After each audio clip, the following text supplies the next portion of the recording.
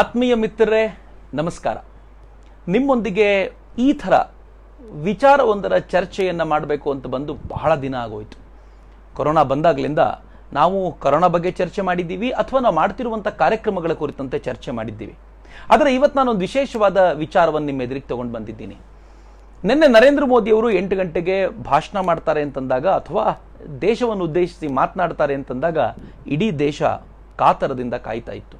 Course Narendra Modi ಮಾತನಾಡ್ತಾರೆ ಅಂದಾಗಲೆಲ್ಲ ಹಾಗೆ ತುದಿಗಾಲಲ್ಲಿ ದೇಶ ಕಾಯ್ತಿರುತ್ತೆ ಮತ್ತು ಏನು ಹೇಳ್ತಾರೆ ಅಂತ ಈ ಹಿಂದಿನ ಪ್ರಧಾನಮಂತ್ರಿಗಳಾದರೆ ಮಾತನಾಡೋ ಅಗತ್ಯವೇ ಬರ್ತಿರಲಿಲ್ಲ, ಕೆಲವರು ಮಾತು ಆಡ್ತಿರ್ಲಿಲ್ಲ.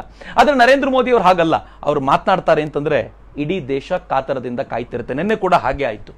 ಆದರೆ ಎಲ್ಲರ ದೃಷ್ಟಿ ನರೇಂದ್ರ ಮೋದಿಯವರು ಪ್ಯಾಕೇಜ್ ಏನು ಕೊಡ್ತಾರೆ, ಲಾಕ್ಡೌನ್ 4 ಏನು ಹೇಳ್ತಾರೆ, ಇವೆಲ್ಲದರ ಕುರಿತಂತೆ ಇದ್ರೆ ಒಟ್ಟಾರೆ 34.5 ನಿಮಿಷ ಮಾತನಾಡಿದ ನರೇಂದ್ರ ಮೋದಿಯವರು ಸುಮಾರು 24.5 ನಿಮಿಷದಷ್ಟು ಕಾಲ ಅವರು ಈ ದೇಶವನ್ನು ಉದ್ದೇಶಿಸಿ ಮಾತನಾಡಿದೆಯಲ್ಲ, ಅದು ಸಾಮಾನ್ಯವಾದ ಭಾಷಣ ಅಲ್ಲ.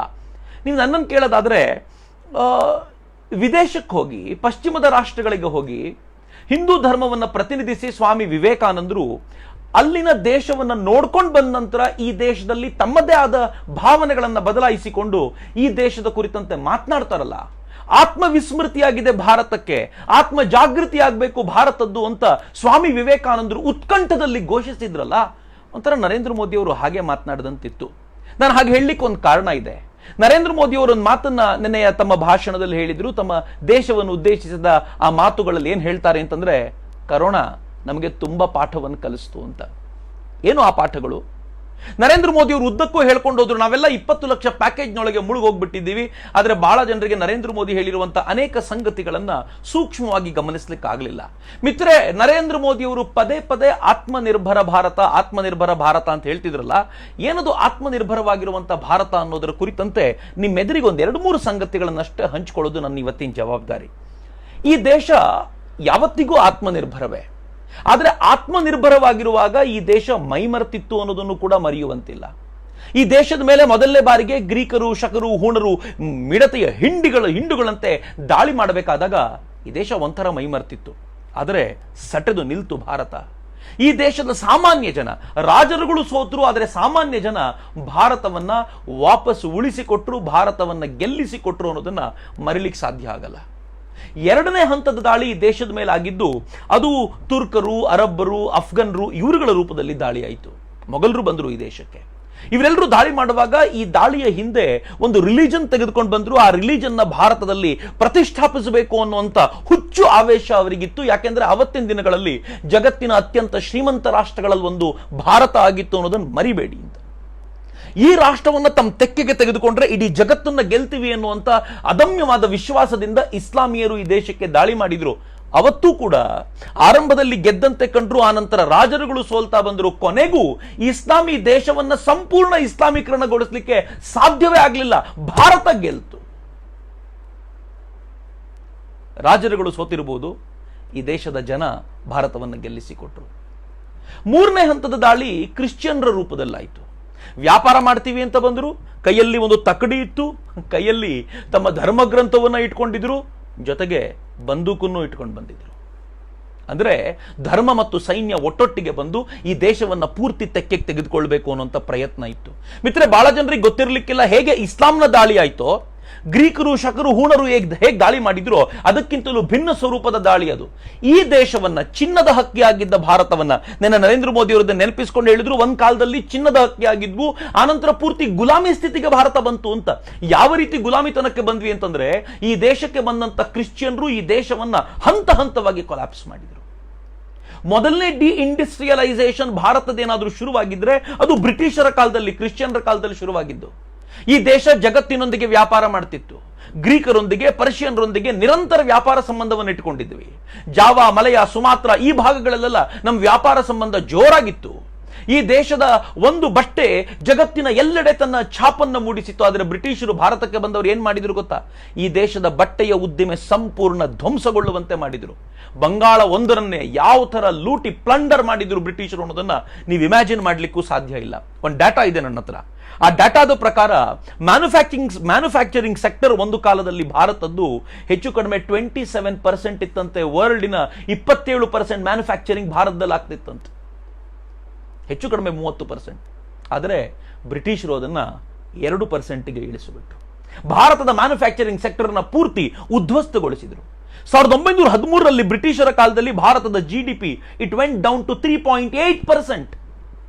1947ರಲ್ಲಿ ಅವರು ಬಿಟ್ಟು ಹೋಗುವಾಗ ಸ್ವದೇಶಿ ಮೂವ್ಮೆಂಟ್ನ ಆ ವ್ಯಾಪಕತೆಯ ಕಾರಣಕ್ಕೋಸ್ಕರ ನಾವು 7.5%ಗೆ ರೀಚ್ ಆಗಲಿಕ್ಕೆ ಸಾಧ್ಯವಾಗಿತ್ತು ಅಂತ ಹೇಳ್ತಾರೆ.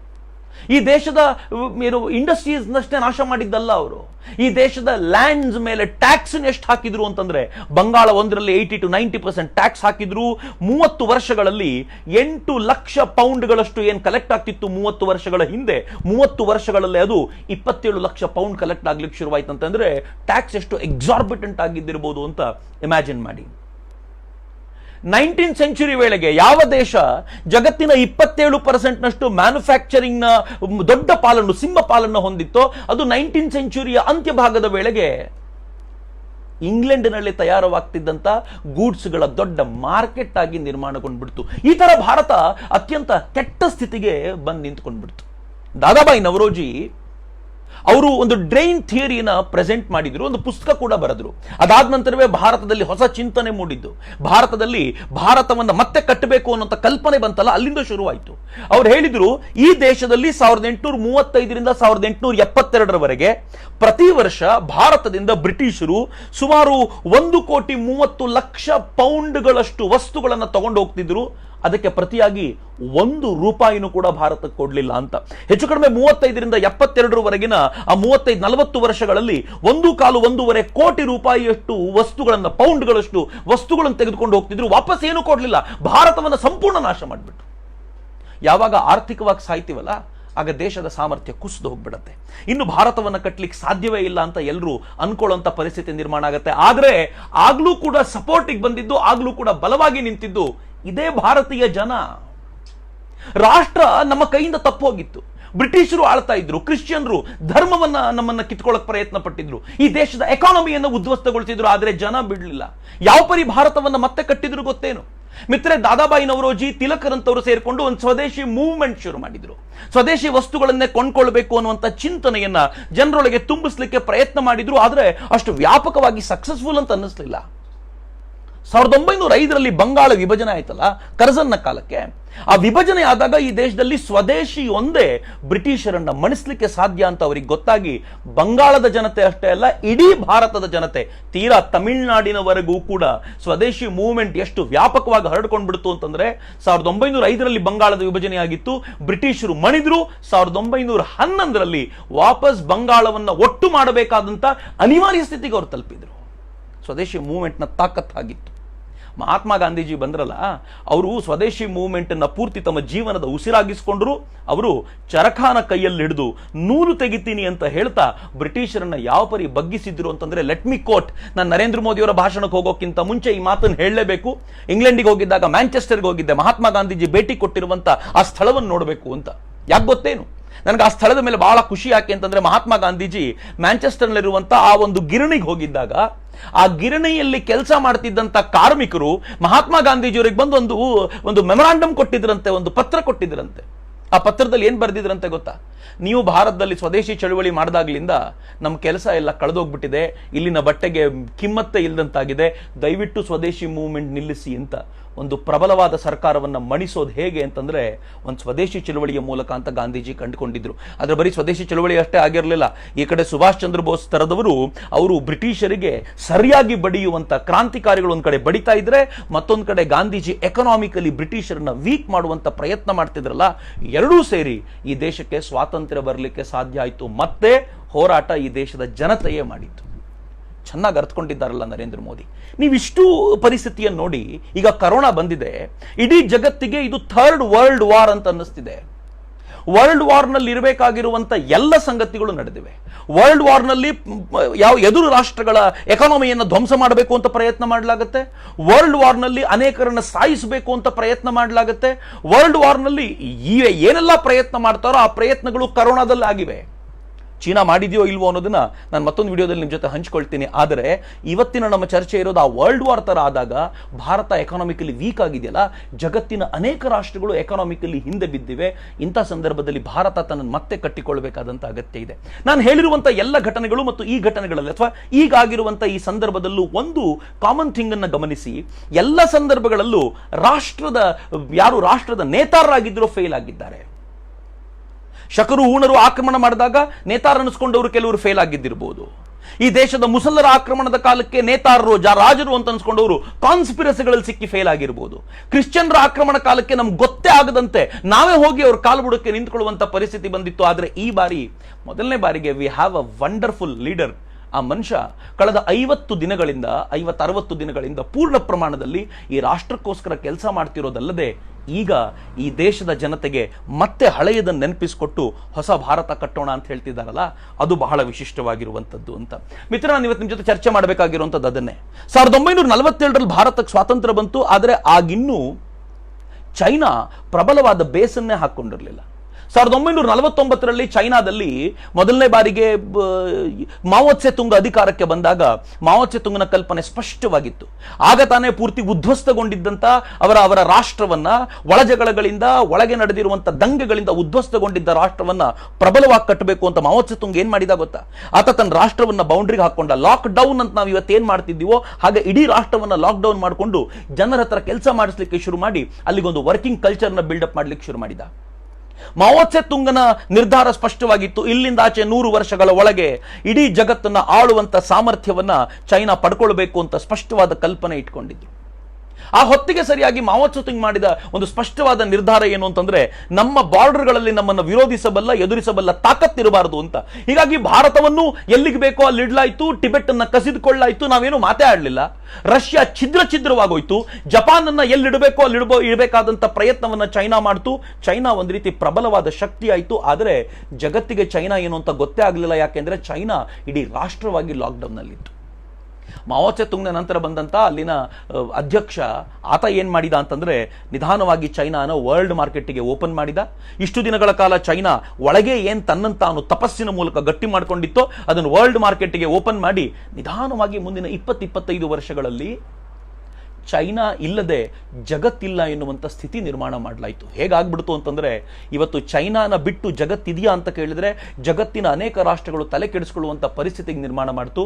ಮುಂದೆ ಶಿ ಜಿನ್ಪಿಂಗ್ ಅಧಿಕಾರಕ್ಕೆ ಬಂದ ಮೇಲಂತೂ ಸ್ಪಷ್ಟವಾದ ನಿರ್ಣಯ ಮಾಡಿ ಅಗ್ರೆಸಿವ್ ಆಗಿರುವಂಥ ಚೈನೀಸ್ ಪಾಲಿಸಿನ ತಗೊಂಡು ಬಂದ. ನಾನು ಮುಂದಿನ ಒಂದು ವಿಡಿಯೋದಲ್ಲಿ ನಿಮಗೆ ಪೂರ್ಣ ಎಕ್ಸ್ಪ್ಲೈನ್ ಮಾಡ್ತೀನಿ ಹೇಗೆ ಚೈನಾ ತನ್ನನ್ನು ತಾನು ರೂಪಿಸಿಕೊಂಡು ಇವತ್ತಿನ ಈ ಡೇಂಜರಸ್ ಸ್ಥಿತಿಗೆ ಇಡೀ ಜಗತ್ತನ್ನು ನೂಕಿದೆ ಅನ್ನೋದನ್ನು ಎಕ್ಸ್ಪ್ಲೈನ್ ಮಾಡ್ತೀನಿ. ಆದರೆ ಚೈನಾ ಅಲ್ಲಿವರೆಗೆ ಹೋಗಿ ನಿಂತುಕೊಂಡಾಗ ಭಾರತ ನೋಡಿಕೊಂಡೇ ಇತ್ತು. ಅನೇಕ ಅವಕಾಶಗಳು ನಮಗಿದ್ವು. ಭಾರತವನ್ನ ನಾವು ಇಂಡಸ್ಟ್ರಿಯಲೈಸ್ ಮಾಡಬೇಕು ಎನ್ನುವಂತ ಒಂದು ಪ್ರಯತ್ನವನ್ನ ಡೆಫಿನೆಟ್ಲಿ ಜವಾಹರ್ಲಾಲ್ ನೆಹರು ಮಾಡಿದ್ರು. ಆದರೆ ಪಾಲಿಸಿಗಳಲ್ಲಿ ನಾವು ಸೋತ್ವಿ. ಈ ದೇಶದ ಬ್ಯೂರೋಕ್ರಸಿಯನ್ನ ಸಮರ್ಥವಾಗಿಟ್ಟುಕೊಂಡು ಒಂದು ಸ್ವಾಭಿಮಾನಿಯಾಗಿರುವಂತ, ಒಂದು ವರ್ಕ್ ಫೋರ್ಸ್ ಸಮರ್ಥವಾಗಿರುವಂತ, ಹಾಗೆ ಭ್ರಷ್ಟಾಚಾರ ಮುಕ್ತವಾಗಿರುವಂತ ರಾಷ್ಟ್ರವನ್ನ ಕಟ್ಟೋದ್ರಲ್ಲಿ ಸೋತೋಗ್ಬಿಟ್ವಲ್ಲ. ಈಗ ಕರೋನಾ ಬಂದ ನಂತರ ಎಲ್ಲ ಮುಗಿದು ಹೋಗಿದೆ ಅಂತ ಅನ್ನಿಸುವಾಗ ಮತ್ತೆ ಹೊಸದಾಗಿ ನಿರ್ಮಾಣ ಮಾಡುವಂತ ಒಂದು ಅಪರೂಪದ ಅವಕಾಶ ಸಿಕ್ಕಿದೆ. ಮಿತ್ರ, ನಾನು ನಿಮ್ಮ ಜೊತೆ ಹಂಚಿಕೊಳ್ಳಬೇಕಾಗಿರುವಂತಹ ಅತ್ಯಂತ ಪ್ರಮುಖವಾದ ಸಂಗತಿ ಇದೆ.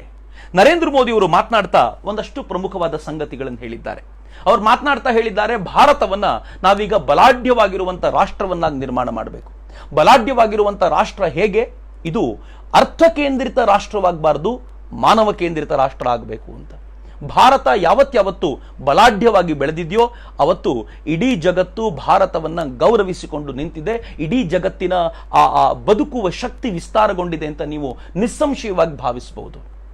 ಹೀಗೆ ಭಾರತ ಈಗ ಏನು ಬಲಾಢ್ಯವಾಗಿ ಬೆಳೆದು ನಿಲ್ಲಿಕ್ಕೆ ಹೋಗಿದೆ ಅದು ಕೂಡ ಮಾನವ ಕೇಂದ್ರಿತವೇ ಹೊರತು ಹಣದ ಕೇಂದ್ರವಲ್ಲ. ಹಣದ ಕೇಂದ್ರವಾಗಿ ಏನು ಚೈನಾ ಬೆಳೆಸ್ತಿದೆ ಹಾಗೆ ಬೆಳೆಸೋದಲ್ಲ, ಮಿಲಿಟರಿ ಕೇಂದ್ರವಾಗಿ ಏನು ಬೆಳೆಸ್ಲಿಕ್ಕೆ ಹೊರಟಿದೆ ಹಾಗಲ್ಲ, ನಾವು ಮಾನವ ಕೇಂದ್ರವಾಗಿ ಬೆಳೆಸ್ತೀವಿ ಅಂತ. ಇಷ್ಟಾಗಿಯೂ ನರೇಂದ್ರ ಮೋದಿ ಒಂದು ಒಳ್ಳೆ ಮಾತನ್ನ ಹೇಳಿದ್ರು. ನಂಗೆ ಗೊತ್ತಿಲ್ಲ ಎಷ್ಟು ಜನ ಅದನ್ನ ನೋಟ್ ಮಾಡಿದಿರೋ ಇಲ್ವೋ. ಅವ್ರು ಹೇಳಿದ್ರು, ನಮ್ದು ಸ್ವಾರ್ಥ ಕೇಂದ್ರವಾಗಿರುವಂತ ರಾಷ್ಟ್ರವನ್ನ ಕಟ್ಟಬೇಕಾಗಿಲ್ಲ, ನಾವು ಜಗತ್ತಿನ ಉಪಯೋಗಕ್ಕೆ ಬರುವಂತ ರಾಷ್ಟ್ರವನ್ನ ಕಟ್ಟಬೇಕು. ಆ ಉಪಯೋಗಕ್ಕೆ ಬರುವಂತ ರಾಷ್ಟ್ರ ಹೇಗಿರಬೇಕು ಅಂತಂದ್ರೆ, ಜಗತ್ತಿನಲ್ಲಿ ಶಾಂತಿ ನೆಮ್ಮದಿಯನ್ನ ಸ್ಥಾಪಿಸಲಿಕ್ಕೆ ಮತ್ತು ಜಗತ್ತಿನೊಂದಿಗೆ ಸಹಯೋಗ ಕೊಡುವಂತ ರಾಷ್ಟ್ರವಾಗಿರಬೇಕು. ಭಾರತ ಯಾವತ್ತಾದ್ರೂ ಹಿಂದೆ ಇಟ್ಟಿದ್ಯೇನು, ಹೆಜ್ಜೆ ಇಟ್ಟಿದ್ಯೇನು? Y2K ಪ್ರಾಬ್ಲಮ್ ಬಂದಾಗ ಇಯರ್ 2000 ಪ್ರಾಬ್ಲಮ್ ಏನ್ ಬಂದಿತ್ತು ಆಗ ಬಂದಾಗ ನರೇಂದ್ರ ಮೋದಿ ಕೋಟ್ ಮಾಡಿದ್ರಲ್ಲ, ಇಡೀ ಜಗತ್ತಿನ ಈ ಪ್ರಾಬ್ಲಮ್ ಅನ್ನ ಸಾಲ್ವ್ ಮಾಡಲಿಕ್ಕೆ ಭಾರತದ ಇಂಜಿನಿಯರ್ಗಳು ಮುಂದೆ ನಿಂತುಕೊಂಡ್ರು, ಎಲ್ಲ ಆ ಪ್ರಾಬ್ಲಮ್ ಅನ್ನ ಸಾಲ್ವ್ ಮಾಡಿ ಜಗತ್ತಿಗೆ ಮರಳಿಸಿಕೊಟ್ಟು ಆಗಬಹುದಾಗಿರುವ ಅನಾಹುತವನ್ನು ತಪ್ಪಿಸಿದ್ದು ಭಾರತ ಅಂತ.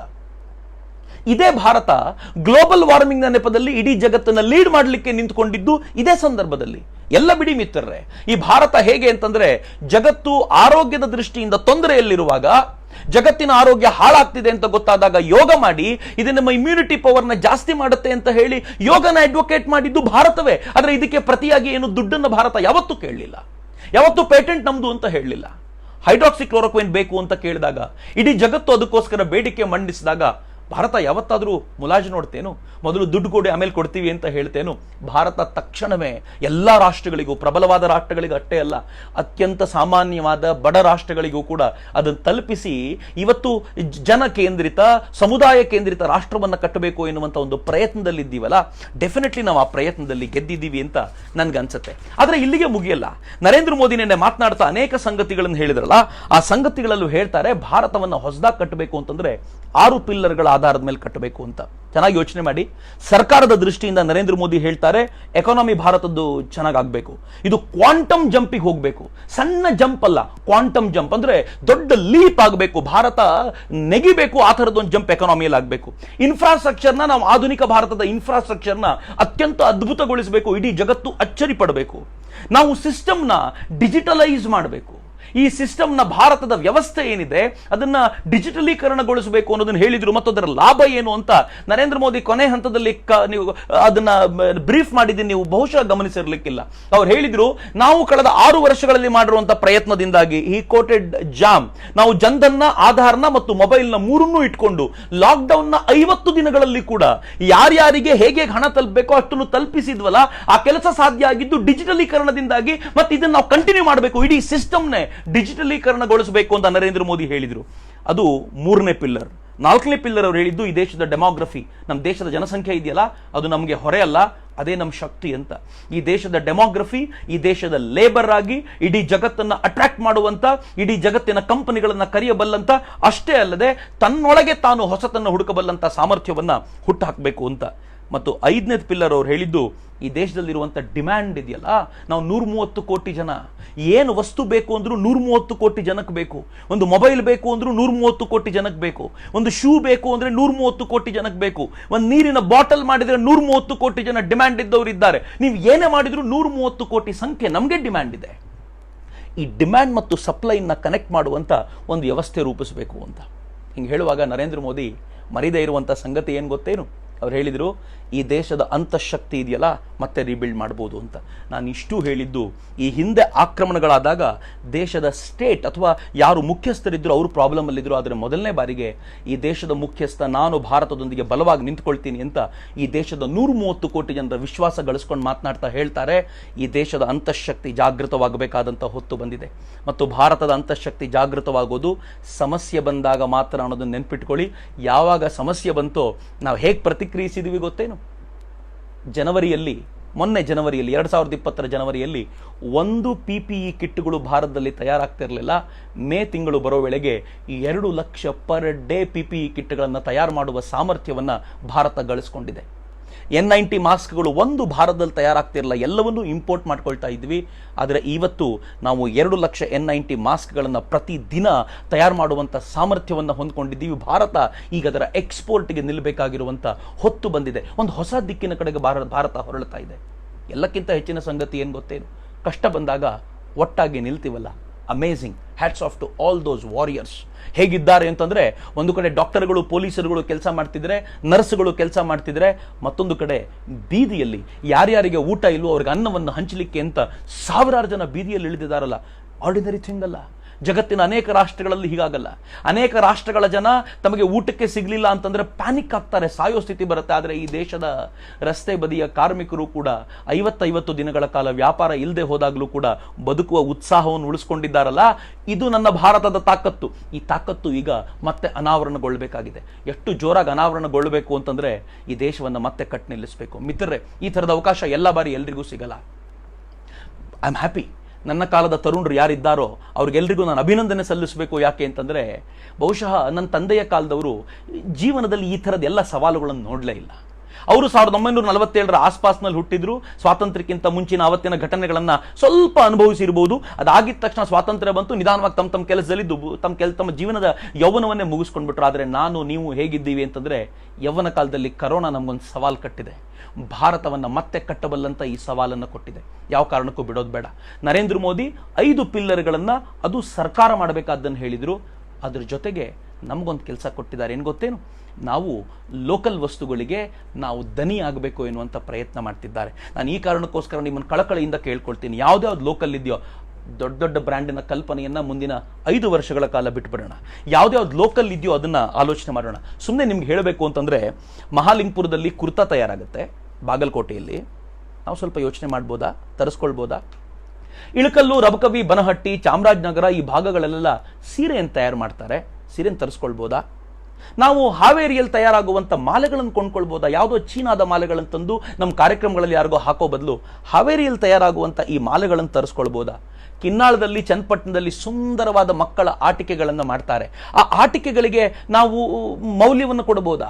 ನಾವೇನೋ ಚೀನಾದ ಆಟಿಕೆಗಳನ್ನು ತರಿಸ್ಕೊಳ್ಳೋ ಬದಲು ನನ್ನ ದೇಶದ ಈ ಆಟಿಕೆಗಳಿಗೆ ಬೆಲೆ ತಂದುಕೊಡ್ಲಿಕ್ಕೆ ಸಾಧ್ಯ ಆಯಿತು ಅಂತಂದರೆ ಸಾವಿರಾರು ಜನ ಕೆಲಸದಲ್ಲಿ ನಿರತವಾಗ್ತಾರೆ. ನೆನ್ಪಿಟ್ಕೊಳ್ಳಿ, ನರೇಂದ್ರ ಮೋದಿ ಹೇಳಿದಂತೆ ಇವತ್ತು ನಾವು ಅದಕ್ಕೆ ಮೌಲ್ಯ ಕೊಟ್ಟರೆ ನಾಳೆ ಒಂದಿನ ಇದು ಗ್ಲೋಬಲ್ ಬ್ರ್ಯಾಂಡ್ ಆಗುತ್ತೆ. ಇಡೀ ಜಗತ್ತಿನ ಯಾವುದ್ಯಾವುದೋ ಮಾರ್ಕೆಟಲ್ಲಿ ಭಾರತದ ಕಿನ್ನಾಳದ ಆ ವಸ್ತುಗಳು ಮಾರಾಟಕ್ಕೆ ಸಿಗುವಂಥ ದಿನ ಬಹಳ ದೂರ ಅಲ್ಲ. ನಾವು ಪ್ರಯತ್ನ ಪಟ್ಟರೆ ಖಂಡಿತವಾಗಿಯೂ ಸಾಧ್ಯ ಆಗುತ್ತೆ. ಈ ಪ್ರಯತ್ನಕ್ಕೆ ನಾವು ಕೈ ಹಾಕ್ಬೋದಾ ಅನ್ನೋದು ದೊಡ್ಡ ಪ್ರಶ್ನೆ. ಇನ್ನು 20 ಲಕ್ಷ ಕೋಟಿ ಬಗ್ಗೆ ನಾನು ಮಾತಾಡಲೇಬೇಕು ಅಂತಾದರೆ, ಇವತ್ತು ನಿರ್ಮಲಾ ಸೀತಾರಾಮನ್ ಹೇಳಿರೋ ಪ್ರಕಾರ MSMEಯ ಬೇಸನ್ನು ವಿಸ್ತಾರಗೊಳಿಸಿದ್ದಾರೆ. ಇನ್ನೂ ಹೆಚ್ಚು ಕಂಪನಿಗಳು, ಇನ್ನೂ ಹೆಚ್ಚು ಸ್ಲ್ಯಾಬನ್ನು ವಿಸ್ತಾರ ಮಾಡಿರೋದ್ರಿಂದ ಹೆಚ್ಚು ಜನ MSME ಜೊತೆಗೆ ಸೇರಿಕೊಳ್ಳಲಿಕ್ಕೆ ಸಾಧ್ಯ ಆಗುತ್ತೆ, ಅವರಿಗೆಲ್ಲ ಲಾಭ ಆಗುವಂತೆ ಮಾಡಲಾಗ್ತಿದೆ. MSMEಯ ಲೋನ್ಗೆ ವಿಶೇಷವಾದ ಅವಕಾಶವನ್ನು ಮಾಡಿಕೊಡ್ಲಾಗ್ತಿದೆ. ನೆನ್ಪಿಟ್ಕೊಳ್ಳಿ, ಈ ದೇಶದ 45% ಮ್ಯಾನುಫ್ಯಾಕ್ಚರಿಂಗ್ ಸೆಕ್ಟರು ಅದು MSMEಯಿಂದ ಬರುತ್ತೆ. ಹೀಗಾಗಿ ಅದನ್ನು ವಿಶೇಷವಾಗಿ ಗಮನ ಇರಿಸಲಾಗಿದೆ. ಮತ್ತು ಯಾವುದಾದ್ರು ಗವರ್ಮೆಂಟ್ ಕಾಂಟ್ರಾಕ್ಟರ್ಸ್ ಈಗಾಗಲೇ ಇದ್ರು, ಅವರ ಟೈಮ್ ಪೀರಿಯಡ್ ನ ಎಕ್ಸ್ಟೆಂಡ್ ಮಾಡಲಾಗಿದೆ. ಇನ್ಕಮ್ ಟ್ಯಾಕ್ಸ್ ನ ಕಟ್ಟಬೇಕಾಗಿರುವಂತಹ ಟೈಮ್ ಪೀರಿಯಡ್ ನ ಎಕ್ಸ್ಟೆಂಡ್ ಮಾಡಲಾಗಿದೆ. 25% TDS ಮತ್ತು TCS ಟ್ಯಾಕ್ಸ್ ಅನ್ನ ಕಟ್ ಮಾಡಲಾಗಿದೆ. ಮತ್ತು ಪವರ್ ಡಿಸ್ಟ್ರಿಬ್ಯೂಷನ್ ಕಂಪನಿಗಳಿಗೆ ಸುಮಾರು 90,000 crore, if I not wrong, ಅಷ್ಟನ್ನು ಕೊಡುವಂತ ಪ್ರಯತ್ನ ಮಾಡಲಾಗ್ತಿದೆ. ಅದೇನಾದ್ರೂ ಗ್ರಾಹಕರಿಗೆ ವರ್ಗಾವಣೆ ಆಗುತ್ತೆ ಅಂತಂದ್ರೆ ಪವರ್ ಬಿಲ್ಗಳಲ್ಲಿ ಇನ್ನು ಮುಂದೆ ಕಡಿತ ಆಗುವಂತ ಸಾಧ್ಯತೆಗಳಿವೆ. ಹೆಚ್ಚು ಕಡಿಮೆ 200 ಕೋಟಿಗಳಿಗಿಂತ ಹೆಚ್ಚು ಯಾವುದೇ ಟೆಂಡರ್ ಇದ್ರೂ ಅದು ವಿದೇಶದವರು ಯಾರು ಅಪ್ಲೈ ಮಾಡುವಂತಿಲ್ಲ, ಅದು ಭಾರತೀಯರಿಗೆ ಸಿಗಬೇಕು ಎನ್ನುವಂತ ಲೋಕಲ್ಗೆ ವೋಕಲ್ ಆಗುವಂತ ಈ ಪ್ರಯತ್ನವನ್ನ ಮೇಲಿಂದ ಮಾಡ್ತಿರುವಾಗ ನನ್ನ ಮತ್ತು ನಿಮ್ಮ ಜವಾಬ್ದಾರಿ ಇದೆ ಈ ಪ್ರಯತ್ನಕ್ಕೋಸ್ಕರ ಕೈ ಹಾಕೋಣ ಅಂತ. ಮುಂದಿನ ದಿನಗಳಲ್ಲಿ ಯುವ ಬ್ರಿಗೇಡ್ನ ಕಡೆಯಿಂದ ಈ ಥರದ, ಈಗ ಐನಾಪುರದ ಪೇಡ ತುಂಬಾ ಬಲು ರುಚಿಕರವಾಗಿರುವಂಥ ಪೇಡ, ನಾವು ಅದಕ್ಕೆ ಮಾರ್ಕೆಟ್ ಆಗ್ತೀವಿ ಅಂತಾದರೆ ಈ ದೇಶದ ಅನೇಕ ಜನ ಆ ಥರದ ಪೇಡಗಳ ಮೂಲಕ ಬದುಕಿಬಿಡ್ತಾರೆ. ಎಲ್ಲಿಂದನೋ ತರಿಸ್ಕೊಳ್ಬೇಕಾಗಿರುವಂಥ ಅಗತ್ಯ ಇಲ್ಲ. ಈ ಥರದ ಯಾವ್ದಾವ್ದು ದೇಸಿ ಉತ್ಪನ್ನಗಳಿವೆಯೋ ಆ ಉತ್ಪನ್ನಗಳಿಗೆ ನಾವು ಅದಕ್ಕೊಂದು ದನಿ ಕೂಡಿಸ್ಬೋದಾ ಅನ್ನುವಂಥ ಪ್ರಯತ್ನವನ್ನು ಮಾಡಿ ನೋಡಿ. ನಾನು ಮುಂದಿನ ದಿನಗಳಲ್ಲಿ ಯುವ ಬ್ರಿಗೇಡ್ನ ತರುಣರನ್ನು ಕೇಳ್ಕೊಳ್ತೀನಿ, ಎಲ್ಲೆಲ್ಲಿ ಲೋಕಲ್ ಆ ಥರದ ಮ್ಯಾನುಫ್ಯಾಕ್ಚರರ್ಸ್ ಇದ್ದಾರೋ ಅವ್ರ ಜೊತೆ ನಿಮ್ಮ ನೇರವಾಗಿ ಕನೆಕ್ಟ್ ಮಾಡ್ತೀವಿ. ನೀವೇ ಅವ್ರ ಜೊತೆ ಮಾತಾಡ್ಕೊಳ್ಳಿ, ನಿಮ್ಗೆ ಬೇಕಾಗಿರುವಂಥ ನಿಮ್ಮ ಮದುವೆ ಮುಂಜಿಗಳಿಗೆ ಬೇಕಾಗಿರುವಂಥ ವಸ್ತುಗಳನ್ನು ತರಿಸ್ಕೊಳ್ಳಿ ಅಂತ. ಒಂದು ಬಹಳ ದುಃಖಕಾರಿಯಾದ ಸಂಗತಿಯನ್ನು ಉತ್ತರ ಕನ್ನಡದಿಂದ ನಿನ್ನೆ ನನ್ನ ಮಿತ್ರರು, ನಮ್ಮ ಕಾರ್ಯಕರ್ತರು ಫೋನ್ ಮಾಡಿ ಹೇಳ್ತಿದ್ರು. ಇನ್ಫ್ಯಾಕ್ಟ್ ಇವತ್ತು ಬೆಳಿಗ್ಗೆ ಬಾಸಿಂಗ ಕಟ್ಟುವಂಥ ಒಂದು ಬಾಸಿಂಗವನ್ನು ತಯಾರು ಮಾಡಿ ಕೊಡ್ತಾರೆ. ನಾವು ಬೆಂಗಳೂರಿನ ಭಾಗದಲ್ಲೆಲ್ಲ ಪೇಟ ಹಾಕ್ಬಿಡ್ತಾರೆ, ಆದರೆ ಉತ್ತರ ಕನ್ನಡ, ದಕ್ಷಿಣ ಕನ್ನಡ ಆ ಭಾಗಗಳಲ್ಲಿ ಬಾಸಿಂಗವನ್ನು ಕಟ್ತಾರೆ. ಮದುವೆಯಲ್ಲಿ ಅತ್ಯಂತ ಪವಿತ್ರ ಅಂತ ಅದನ್ನು ಹೇಳಿ ಆ ಬಾಸಿಂಗವನ್ನೇ ಕಟ್ಕೋಬೇಕು ಅಂತ ಪ್ರತಿಯೊಬ್ಬ ಗಂಡಿಗೂ ಹೇಳ್ತಾರೆ. ಆದರೆ ಈಗ ಮದುವೆನೇ ನಡೀತಿಲ್ವಲ್ಲ, ಯಾವ ಸೀಸನ್ ಇತ್ತೋ ಆ ಸೀಸನ್ನಲ್ಲಿ ಅವ್ರಿಗೆ ಆ ಉದ್ಯೋಗನೇ ಇಲ್ಲ. ಬಹುಶಃ ಇನ್ನೊಂದು 3-4 ತಿಂಗಳುಗಳು ಮದುವೆಗಳು ನಡೆದರೆ ಈ ಥರದ ಶಾಸ್ತ್ರಬದ್ಧವಾಗಿ ಮದುವೆಗಳು ನಡೆಯುತ್ತೆ ಅಂತ ಗ್ಯಾರಂಟಿ ಇಲ್ಲ. ಮತ್ತು ಅವರು ಹೋಗಬೇಕು ಬರಬೇಕು ಇದೆಲ್ಲವೂ ನಡೀದೇ ಇರೋದ್ರಿಂದ ಅವ್ರ ಜೀವನ ಪೂರ್ತಿ ಬರ್ಬಾದಾಗುವಂಥ, ಅಥವಾ ಈ 5 ತಿಂಗಳು 6 ತಿಂಗಳಲ್ಲಂತೂ ಅವ್ರ ಜೀವನವನ್ನು ಕಟ್ಕೊಳ್ಳೋದು ಬಹಳ ಕಷ್ಟ ಇದೆ. ಹೇಗಾದರೂ ಕೈ ಜೋಡಿಸ್ಬೇಕಲ್ಲ ಮಿತ್ರ. ಸ್ವಲ್ಪ ಈ ಹೊತ್ತಲ್ಲಿ ನಾವು ಈ ಥರದ ಆಲೋಚನೆಯನ್ನು ಗಟ್ಟಿ ಮಾಡ್ಕೊಳ್ತೀವಿ ಅಂತಾದರೆ, ನರೇಂದ್ರ ಮೋದಿ ಹೇಳಿದ್ರಲ್ಲ ಆತ್ಮನಿರ್ಭರ ಭಾರತ ಅಂತ, ಆ ಆತ್ಮನಿರ್ಭರ ಭಾರತವನ್ನು ಕಟ್ಟೋಣ. ಸ್ವಾಮಿ ವಿವೇಕಾನಂದರು ಭಾರತ ಜನಕ್ಕೆ ಆತ್ಮವಿಸ್ಮೃತಿಯಾಗಿದೆ ಅಂತ ಹೇಳಿ ಹೋದರು. ಆದರೆ ನರೇಂದ್ರ ಮೋದಿ ಆತ್ಮವಿಸ್ಮೃತಿಯಿಂದ ಆತ್ಮ ಜಾಗೃತಿಗೆ ನಮ್ಮನ್ನು ಕರ್ಕೊಂಡು ಬಂದರು. ಅದಕ್ಕೆ ನಾನು ಹೇಳಿದ್ದು ಇದು ಬರೀ 20 ಲಕ್ಷ ಕೋಟಿಯ ಪ್ಯಾಕೇಜ್ ಅಲ್ಲ, ಬದಲಿಗೆ ಆತ್ಮ ಜಾಗೃತಿಯ ಪ್ಯಾಕೇಜು ಅಂತ. ಈ ಪ್ಯಾಕೇಜನ್ನು ಸರಿಯಾಗಿ ಬಳಸ್ಕೊಳ್ಳಿಕ್ಕೆ ಸಾಧ್ಯ ಆದರೆ ಡೆಫಿನೆಟ್ಲಿ ಭಾರತವನ್ನು ಮತ್ತೆ ಕಟ್ಟಲಿಕ್ಕೆ ನಮ್ಮ ಹತ್ರ ಸಾಧ್ಯ ಆಗುತ್ತೆ. ಖಂಡಿತವಾಗಿಯೂ ಭಾರತ ವಿಶ್ವಗುರುತ್ವದ ಪಟ್ಟಕ್ಕೆ ಹೋಗುತ್ತೆ. ಇನ್ನೊಂದು 8-10 ವರ್ಷಗಳ ಕಾಲ ನಾವು ಸ್ಟ್ರಗಲ್ ಮಾಡಬೇಕಾಗಿದೆ. ಒಂದು ಒಳ್ಳೆ ಅವಕಾಶವನ್ನು ತಾಯಿ ಭಾರತಿ ನಮಗೆಲ್ಲರಿಗೂ ಒದಗಿಸಿಕೊಟ್ಟಿದ್ದಾಳೆ. ಅದನ್ನು ಸರಿಯಾಗಿ ಮಾಡ್ತಾ ರಾಷ್ಟ್ರವನ್ನು ಕಟ್ಟಕ್ಕೆ ಯಾವಾಗ ರಾಷ್ಟ್ರದ ನೇತಾರರು ಇದಕ್ಕೋಸ್ಕರ ನಿಂತಿದ್ದಾರೋ ಆವಾಗ ಕೈ ಜೋಡಿಸೋದು ಸುಲಭ. ಇದ್ರ ಜೊತೆಗೆ ಒಂದು ಗಂಭೀರವಾದ ಸಂಗತಿಯೆಡೆಗೆ ನಾನು ನಿಮ್ಮನ್ನು ಆಲೋಚನೆ ಮಾಡಿಸಲೇಬೇಕು. ಎಲ್ಲರೂ ಗಂಭೀರವಾಗಿ ತಗೊಳ್ಳಿ ಈ ವಿಚಾರವನ್ನು. ಚೈನಾ ನಾವು ಅಂದ್ಕೊಂಡಷ್ಟು ವೀಕ್ ಕಂಟ್ರಿ ಅಲ್ಲ. ಚೈನಾನ ನೀವು ಸುಲಭಕ್ಕೆ ಮಣಿಸಲಿಕ್ಕೆ ಸಾಧ್ಯ ಇಲ್ಲ. ನಾನು ನೀವು ಯಾರು ಸೇರಿದರೂ ಸಾಧ್ಯ ಇಲ್ಲ. ಯಾಕೆ ಗೊತ್ತೇನು? ಚೈನಾದೊಂದಿಗೆ ಈ ನಾಡಿನ ಅನೇಕರು ತಮ್ಮಂತಾವು ಸೇರಿಸ್ಕೊಂಡು ಬಿಟ್ಟಿದ್ದಾರೆ. ಅನೇಕ ಬಿಸ್ನೆಸ್ ಮನ್ಗಳಿದ್ದಾರೆ, ಅನೇಕ ಪೊಲಿಟಿಷಿಯನ್ಗಳಿದ್ದಾರೆ. ಒಂದು ಸ್ಟೆಪ್ ಮುಂದೆ ಹೋಗಿ ನಾನು ಹೇಳ್ತೀನಿ, ಪೊಲಿಟಿಕಲ್ ಪಾರ್ಟಿಗಳಿವೆ. ಕಾಂಗ್ರೆಸ್ಸಿನ ಅಧೀರ್ ಚೌಧರಿ, ನೀವು ಈ ಮಾತನ್ನು ದಯವಿಟ್ಟು ಸೀರಿಯಸ್ ಆಗಿ ತೆಗೆದುಕೊಳ್ಳಿ. ಕಾಂಗ್ರೆಸ್ಸಿನ ಅಧೀರ್ ಚೌಧರಿ ಆತ ಪಶ್ಚಿಮ ಬಂಗಾಳದ MP ಒಂದು ಟ್ವೀಟ್ ಮಾಡಿದರು. ಆ ಟ್ವೀಟ್ನಲ್ಲಿ ಏನಿತ್ತು ಗೊತ್ತೇನು? ಚೈನಾ ನೀನು ಎಂಥ ಕಟುಕ ಅಂತ ತುಂಬ ಚೆನ್ನಾಗಿ ಗೊತ್ತಿದೆ, ಆದರೆ ಇಡೀ ಜಗತ್ತು ನಿನ್ನ ವಿರುದ್ಧ ತೊಡೆ ತಟ್ಟಿ ನಿಂತ್ಕೊಂಡಿದೆ, ಭಾರತ ಸರಿಯಾಗಿ ಪಾಠ ಕಲಿಸುತ್ತೆ, ನೀನು ನನ್ನ ಜೊತೆ ಮೆಸಪ್ ಆಗಬೇಡ ಅನ್ನುವಂಥ ಕಲ್ಪನೆಯುಳ್ಳ ಒಂದು ಟ್ವೀಟ್ ಮಾಡಿದರು. ಪ್ರತಿಯೊಬ್ಬ ಭಾರತೀಯ, ಆಕ್ರೋಶಗೊಂಡ ಜಗತ್ತಿನ ಪ್ರತಿಯೊಬ್ಬ ವ್ಯಕ್ತಿ ಮಾಡಬಹುದಾಗಿರುವಂಥ ಟ್ವೀಟ್ ಅದು. ಆದರೆ ಅದಾದ ಕೆಲವೇ ಗಂಟೆಗಳಲ್ಲಿ ಆ ಟ್ವೀಟನ್ನು ಅವರು ಡಿಲೀಟ್ ಮಾಡೇ ಬಿಟ್ರು. ಯಾಕೆ ಡಿಲೀಟ್ ಮಾಡಿದರು? ಡಿಲೀಟ್ ಮಾಡಲಿಕ್ಕೆ ಒತ್ತಾಯ ಹಾಕಿದ್ಯಾರು? ಚೈನಾನ ವಿರೋಧ ಮಾಡಬಾರ್ದು ಅಂತ ಯಾರು ಹೇಳಿಟ್ಬಿಟ್ಟಿದ್ದಾರೆ? ಇದು ಪಾರ್ಟಿಯ ನಿರ್ಣಯವ ಅಥವಾ ಆತನ ಸ್ವಂತದ ನಿರ್ಣಯವ? ಯಾರು ಹೇಳಿದರು ಗೊತ್ತಿಲ್ಲ ಅಂತ. ಚೈನಾ ಹೀಗೆ ತನ್ನ ಟೆಂಟ್ಯಾಕಲ್ಸನ್ನು ಮೂಲೆಗಳಲ್ಲಿ ಹಬ್ಬಿಸಿರುವಾಗ ಅದನ್ನು ಬಗ್ಗಿಸ್ಲಿಕ್ಕೆ ಇರೋ ಒಂದು ದಾರಿ ಮಹಾತ್ಮ ಗಾಂಧೀಜಿಯವರ ದಾರಿ. ಸ್ವದೇಶಿ ಮೂವ್ಮೆಂಟ್ ಹೊಸದಾಗಿ ಆತ್ಮನಿರ್ಭರತೆಯ ಈ ಮಾರ್ಗವನ್ನು ನಮ್ದಾಗಿಸ್ಕೊಳ್ಬೇಕು, ಹೊಸ ಭಾರತವನ್ನು ಕಟ್ಟಬೇಕು. ಹಾಗಂತ ಭಾರತ ಐಸೋಲೇಟ್ ಆಗಬಾರ್ದು. ಇಡೀ ಜಗತ್ತಿಗೆ ಬೇಕಾಗುವಂಥ ವಸುಧೈವ ಕುಟುಂಬಕಂನ ಕಲ್ಪನೆಯನ್ನು ಕೊಡ್ತಾ ಈ ಭಾರತ ನಿರ್ಮಾಣ ಮಾಡಬೇಕು. ನಾನು ನೀವು ಸೇರಿ ಆ ಹೊಸ ಭಾರತವನ್ನು ನಿರ್ಮಾಣ ಮಾಡಲಿಕ್ಕೆ ಟೊಂಕ ಕಟ್ಟಿ ನಿಲ್ಲೋಣ. ಇಂಥ ಅವಕಾಶವನ್ನು ಭಗವಂತ ಕೊಟ್ಟಿದ್ದಕ್ಕೆ 1000 ಬಾರಿ ಧನ್ಯವಾದ ಅರ್ಪಿಸೋಣ. ನನ್ನ ಭಾರತ ಎಕಾನಾಮಿಕಲಿ ಸ್ವಲ್ಪ ಹಿನ್ನಡೆ ಅನುಭವಿಸಿರ್ಬೋದು, ಆದರೆ ದಾರಿದ್ರ್ಯಕ್ಕೆ ಹೋಗಿಲ್ಲ. ನಮ್ಮಲ್ಲಿ ಮಾನಸಿಕವಾದ ಶ್ರೀಮಂತಿಕೆ ಇದೆ, ಸ್ಪಿರಿಚುವಲ್ ಶ್ರೀಮಂತಿಕೆ ಇದೆ, ಬೌದ್ಧಿಕ ಶ್ರೀಮಂತಿಕೆ ಇದೆ. ಎಲ್ಲಕ್ಕಿಂತ ಹೆಚ್ಚು ಕ್ರಿಯಾಶೀಲ ತರುಣರಿದ್ದೀವಿ. ಈ ಭಾರತವನ್ನು ಮತ್ತೆ ಕಟ್ಟಿ ನಿಲ್ಲಿಸ್ತೀವಿ. ಅಂತ ಭಾರತವನ್ನು ನಿಲ್ಲಿಸುವ, ಆತ್ಮನಿರ್ಭರ ಭಾರತವನ್ನು ನಿರ್ಮಿಸುವ ಸಂಕಲ್ಪ ಮಾಡೋಣ. ಮತ್ತೆ ಮುಂದೆ ಮತ್ತೊಮ್ಮೆ ಭೇಟಿಯಾಗ್ತೇನೆ. ಅಲ್ಲಿವರೆಗೂ ನಮಸ್ಕಾರ. ವಂದೇ ಮಾತರಂ. ಜೈ ಹಿಂದ್.